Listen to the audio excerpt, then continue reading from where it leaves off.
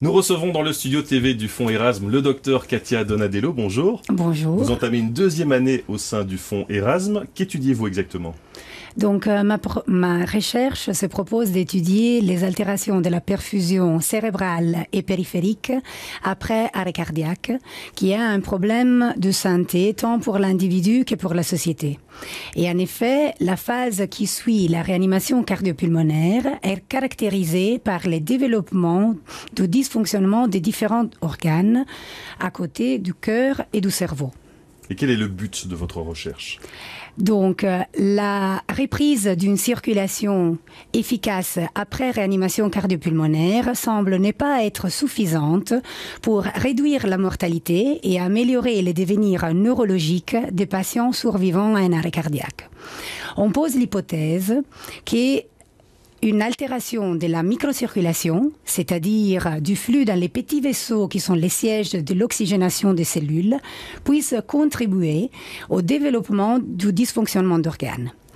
Chez les patients que je vois habituellement aux soins intensifs, survivants à un arrêt cardiaque, on utilise l'hypothermie thérapeutique, c'est-à-dire la baisse de la température du corps des 37 degrés à 32-34 degrés de température.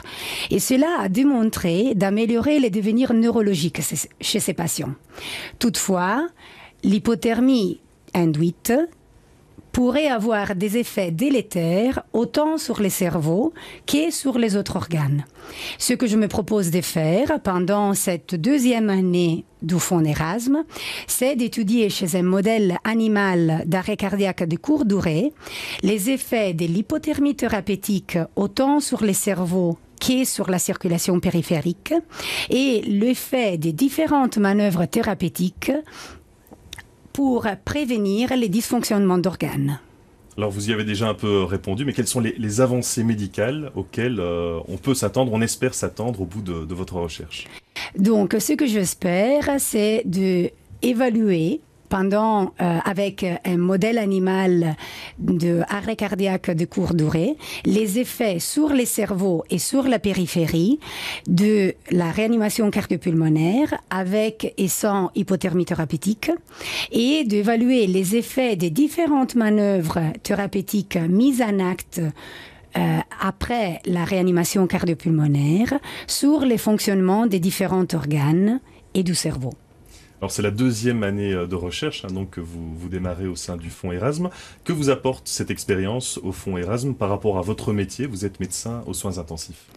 D'un côté, les patients qui survivent à un arrêt cardiaque sont d'habitude hospitalisés aux soins intensifs et le fait de pouvoir trouver des résultats qui puissent permettre d'améliorer leur devenir neurologique et leur vie représenterait déjà un grand succès pour moi.